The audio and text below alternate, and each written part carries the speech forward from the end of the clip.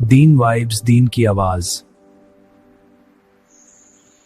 کہ حدیث مبارکہ میں فرمایا خصلتان لا یکسیہما عبدا الا دخل الجنہ وہما یسیر ومن یعمل بہما قلیل۔ سبحان اللہ۔ عبداللہ ابن عمر روایت کرتے ہیں کہ نبی علیہ السلام نے فرمایا دو عمل ایسے ہیں کہ جن کو کرنے والا جنت میں جائے گا، وہ کرنے آسان ہیں مگر کرنے والے تھوڑے ہیں۔ اللہ اکبر!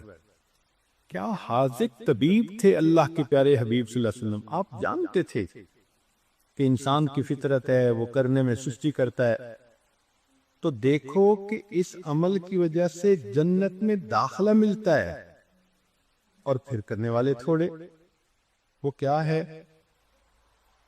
ان میں سے ایک عمل یسبح اللہ احدکم دبر کل صلاۃ عشرا، کہ تم میں سے ہر بندہ نماز پڑھنے کے بعد 10 مرتبہ سبحان اللہ پڑھے، 10 مرتبہ الحمدللہ پڑھے، 10 مرتبہ اللہ اکبر پڑھے۔ تو اگر اس نے 30 مرتبہ یہ پڑھا تو 5 نمازوں میں 150 ہو گئے، اور فرمایا کہ ہر نیکی کے بدلے 10 نیکیاں، تو گویا 1500 نیکیاں مل گئیں۔ اب اللہ کی شان کہ پڑھا تو 30 مرتبہ ہر نماز کے بعد، لیکن نام اعمال میں 1500 نیکیاں لکھی گئیں۔ پھر نبی علیہ الصلوۃ والسلام نے فرمایا کہ اس کو اگر انسان اس طرح سے کرے گا تو اللہ رب العزت اس کو جنت میں داخل فرمائیں گے۔ قیل یا رسول اللہ، پوچھا گیا اے اللہ کے حبیب صلی اللہ علیہ وسلم، کیف لا یحصیہا، یہ عمل ہے تو چھوٹا سا، اس کو لوگ کیوں نہیں کریں گے؟ قال صلی اللہ علیہ وسلم، نبی علیہ السلام نے فرمایا کہ یاتی احدکم الشیطان وہو فی صلاتہ فیقول له اذکر کذا و اذکر کذا ویأتیہ عند منامہ فینومہ، چنانچہ جب وہ نماز پڑھے گا تو شیطان آ کے کان میں پھونکے گا فلاں کام کرنا ہے، تو وہ اس کو پڑھے بغیر اٹھ جائے گا مصلی سے، اور جب نیند کا وقت آئے گا تو سونے سے پہلے اس کو پڑھنے کی بجائے اس کو نیند غالب کر دے گا۔ اس وجہ سے عمل تو یہ چھوٹا سا ہے اور جنت ملتی ہے مگر کرنے والے تھوڑے ہیں۔ اب دیکھیں نبی علیہ السلام کی بات 100% صحیح۔ ہم نمازیں تو پڑھتے ہیں مگر نماز کے بعد اذکار کوئی نہیں ہوتے الا ماشاء اللہ۔ خوش نصیب عورتیں ہوں گی جو تسبیحات فاطمہ ہی پڑھ لیتی ہوں، اور کئی تو آیت الکرسی بھی نہیں پڑھتی، حالانکہ اتنی اہمیت ہے اس کی۔ اور یہ باقی اذکار یہ تو ذہن میں خیال ہی نہیں جاتا۔ تو ذرا نماز کا سلام پھیرا اور شیطان نے خیال ڈالا میرا فلاں کام رہ گیا، فلاں، بھائی جہاں 10 منٹ نماز میں لگے تو 5 منٹ اور صحیح۔ تو تسلی کے ساتھ نماز کے بعد کے ان اذکار کو کرنا چاہیے تاکہ اللہ تعالیٰ اس کے بدلے ہمیں جنت عطا فرما دے۔ امام شافعی رحمۃ اللہ علیہ فرماتے تھے کہ زنا ایک ایسا گناہ ہے جو دین ہوتا ہے، جو قرض ہوتا ہے بندے کے اوپر۔ چنانچہ اگر کسی نوجوان نے گناہ کیا تو یہ نہیں کہ گناہ کر لیا، اب اس گناہ کو چکانا ہے اس کے گھر کی کسی عورت نے، یا بیوی چکائے گی، یا بہن چکائے گی، یا بیٹی چکائے گی۔ علماء نے لکھا ہے کہ اس بندے کی گھر کی عورت کے ساتھ ضرور زنا کیا جائے گا، اور نہیں تو گھر کی دیواروں سے زنا کیا جائے گا۔ ہم کیا سمجھتے ہیں کہ ہم ہی دوسروں کی شکلیں دیکھ رہے ہوتے ہیں، ہمارے گھر کی عورتوں کی طرف دوسروں کی نظریں نہیں اٹھ سکتی؟ یہ اللہ کا بنا ہوا ایک نظام ہے۔ اب اگر یہ مکافات عمل کا یقین دل میں ہو تو پھر بندہ اللہ سے ڈرے گا۔ یہ یقین کمزور ہو گیا، احساس نہیں ہوتا کہ اس ایکشن کا ریئیکشن ہو کے رہنا ہے۔ دیکھیں اللہ تعالیٰ وہ ذات ہے، قرآن مجید میں فرمایا فَمَن يَعْمَلْ مِثْقَالَ ذَرَّةٍ خَيْرًا يَرَى، ذرہ کے برابر بھی نیکی کا عمل ہوگا اس کا بھی بدلہ دیں گے، ذرہ کے برابر گناہ کا کام ہوگا اس کا بھی ہم بدلہ دے کے رہیں گے۔ تو جہاں ایکوریسی لیول اتنا ہے کہ ذرہ جیسی نیکی بھی آنکھوں سے اوجھل نہیں ہو سکتی، ہم گناہ کر کے کیسے اس کے وبال سے بچ سکتے ہیں؟ آج اس بات کی ضرورت ہے ہم دین کو پڑھیں، دین کو سمجھیں، دین کو سیکھیں تاکہ اپنی زندگی شریعت کے مطابق گزار سکیں۔ اور یہ ایسا گناہ ہے زنا، اللہ اکبر، کہ قرآن مجید میں اس کے لیے فرمایا خالدین وَيَخْلُدُ فِيهِ مُحَانًا، خالدین فیہا کا لفظ آیا تو مفسرین نے اس پر نقطہ لکھا کہ کافر ہمیشہ ہمیشہ جہنم میں رہیں گے، مومن مسلمان خطا کار کے لیے خالدین کا لفظ؟ تو مفسرین نے اس کا جواب دیا جی ہاں، یہ آپس میں انوالو تھے نا، تو کہتے تھے ہم کبھی ایک دوسرے کو نہیں چھوڑیں گے، ہم کبھی نہیں چھوڑیں گے ایک دوسرے کو، یہ جو وعدے کرتے تھے ہم کبھی ایک دوسرے کو نہیں چھوڑیں گے، ہمیشہ ساتھ رہیں گے، اللہ فرماتے ہیں میں بھی تمہیں پھر ہمیشہ ہمیشہ کا عذاب دوں گا۔ ایک حدیث پاک میں ہے قیامت کے دن اللہ تعالیٰ کے سامنے بوڑھا زانی آئے گا، اللہ تعالیٰ اس کے چہرے کی طرف نہیں دیکھیں گے۔ ایک روایت میں ہے قیامت کے دن بے پردہ جو ننگے سر پھرنے والی عورت ہوگی وہ اللہ کے سامنے کھڑی کی جائے گی، اللہ تعالیٰ اس کی طرف نہیں دیکھیں گے۔ یہ وہ گناہ ہے کہ اللہ تعالیٰ کی رحمت کی نظر ہی قیامت کے دن نہیں پڑے گی، آج اس سے بچنے کی ضرورت ہے۔ چنانچہ بات لمبی ہو گئی، میں اس کو مکمل کرتا ہوں کہ اللہ رب العزت سے ہم دعا مانگیں کہ اللہ تعالیٰ ہمیں مقصد زندگی کو سمجھنے کی توفیق عطا فرمائے۔ اب ساری بات کا لب لباب ایک بزرگ کی بات بہت اچھی یاد کیجئے، فرماتے تھے کہ اے دوست تو اللہ کی اتنی عبادت کر جتنا کہ تو اس کا محتاج ہے۔ ہم اللہ کے کتنے محتاج ہیں؟ ہر کام میں محتاج ہیں۔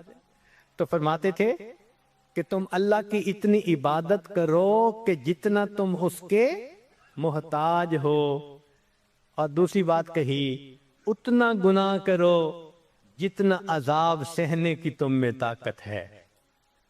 ہم تو دھوپ کی گرمی برداشت نہیں کر سکتے، اللہ تیرے جہنم کی گرمی کہاں برداشت کر سکے۔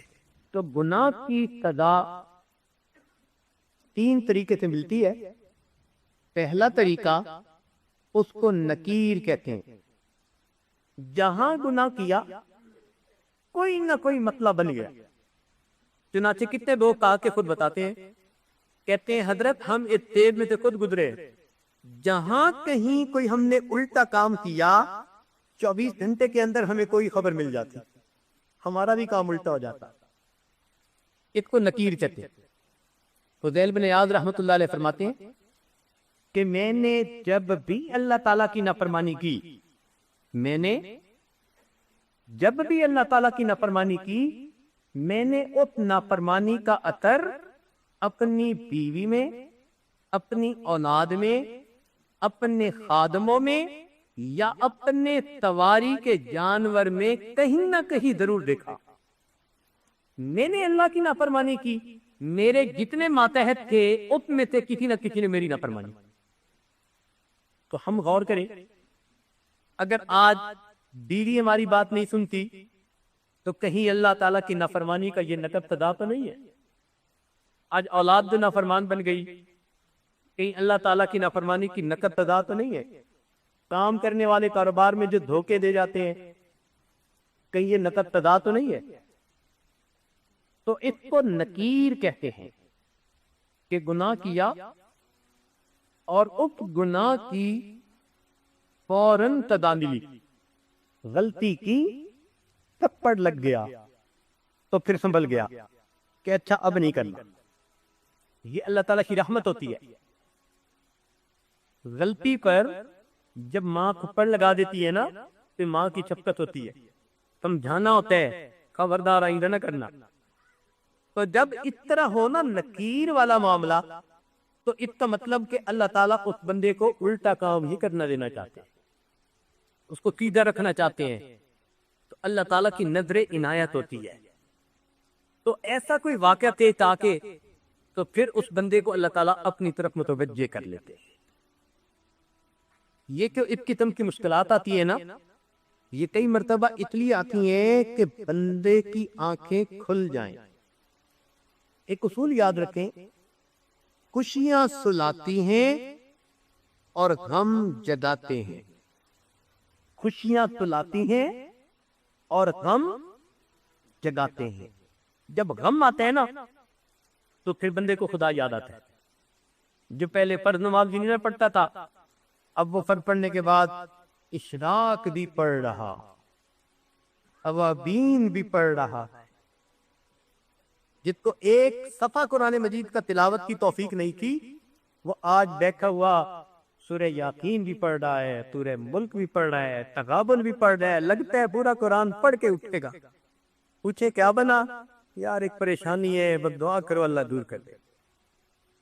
تو پریشانی کئی مرتبہ بندے کی یاد دہانی کا سبب بن جاتی ہے. وہ پھر اللہ کے گھر آتا ہے، ریالائز کرتا ہے، معافیاں مانگتا ہے، اللہ تعالیٰ اس پریشانی کو دور فرما دے. تو یہ بھی رحمت بن جاتی ہے. ایک اور صورت ہے پریشانی کی، اس کو کہتے ہیں تاخیر. تاخیر کا مطلب ہوتا ہے ڈیلے کر دینا. یہ پہلے سے بڑی سزا. وہ جو نقد کھپڑ لگتا تھا نا، یہ اس سے بڑی سزا کہ اللہ تعالیٰ اس کو فوراً کھپڑ نہیں لگاتے، موقع دے دیتے ہیں، ڈیل دے دیتے ہیں. اچھا تم کرتے ہو، کرتے پھرو، ہم بھی تمہارا بندوبست کریں گے. تو اللہ تعالیٰ اس کو موقع دیتے ہیں. پھر وہ بندہ زیادہ برائیوں میں دب جاتا ہے، گھس جاتا ہے. جب زیادہ برائیوں میں دھک جاتا ہے پھر اللہ تعالیٰ کی اچانک پکڑ آ جاتی. اور یہ پہلے سے بڑی سزا، بہت بڑی سزا. چنانچہ ایک عورت کا واقعہ، ان پڑھ کی مگر زبان کی ذرا تیز بھی تھی. اللہ نے اسے بیٹا دیا. ایک دن کسی کام میں مشغول تھی اور وہ بیٹا پیچھے پیچھے پیچھے پیچھے. کچھ بچوں کو نا گودوں کا طبقہ ہوتا ہے، ہر وقت کی گود میں رہتے ہیں. یہ چاہتی تھی میں کام سمیٹوں اور بچہ چاہتا تھا کہ مجھے یہ گود میں لے لے. تو اتنے اس کو دکھایا، فیڈر بنا کے دیا اور اس کو کہا کہ خبردار جو اب اٹھ کے میرے پیچھے آیا. فیڈر دودھ پی اور یہیں لے کر ہے. وہ بچہ تھا، اس نے تھوڑی دیر دودھ پیا. جب بھوک ختم ہو گئی وہ اٹھا، پھر ماں کے پیچھے امی امی امی. اب یہ غصے میں آ گئی. اور جب غصے میں بندہ آ جاتا ہے نا، اس کو سمجھ نہیں آتی کہ وہ کر کے آ رہا ہے. غصے میں آ کے کہنے لگی، پھر اس کے میرے پیچھے آ گیا. اور پھر اس کے بعد اس کو بد دعا دے دی. بد دعا کیا دی؟ کہنے لگی تو تو سویا تو ہی جاتا تو اچھا تھا. تو تو سویا تو ہی جاتا تو اچھا تھا. اللہ تعالیٰ نے بد دعا قبول کر. مگر بچے کو اس وقت موت نہیں آئی. وہ بچہ بڑا ہوا، بڑا خوبصورت، بڑی میگنیٹک پرسنالٹی اس کی، بڑا آئی کیو لیول اچھا اس کا. سکول میں پکاتا رہا، کالج میں پکاتا رہا، پھر بزنس مین بن گیا. اس کا بزنس ایسے چمکا اور وہ اتنے اچھے اخلاق والا بچہ کہ محلے کے لوگ جب اسے دیکھتے تو تمنا کرتے کہ اللہ ہماری اولاد کو بھی ایسا بنا دے.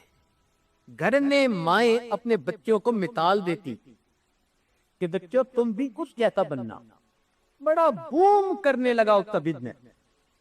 خیر جب خوب بہاریں آ گئیں، اب ماں نے اس کی شادی کے لیے تیاری کی. ایک حور پری لڑکی ڈھونڈی اس نے کہیں سے. شادی کی ڈیٹ طے ہو گئی. جب شادی میں 3 دن تھے تو یہ نوجوان گھر کا کچھ کام کروا رہا تھا. اچانک جو کسی جگہ سے اس کا پاؤں پھسلا، یہ گردن کے بل گرا اور وہیں اس کی موت آ گئی۔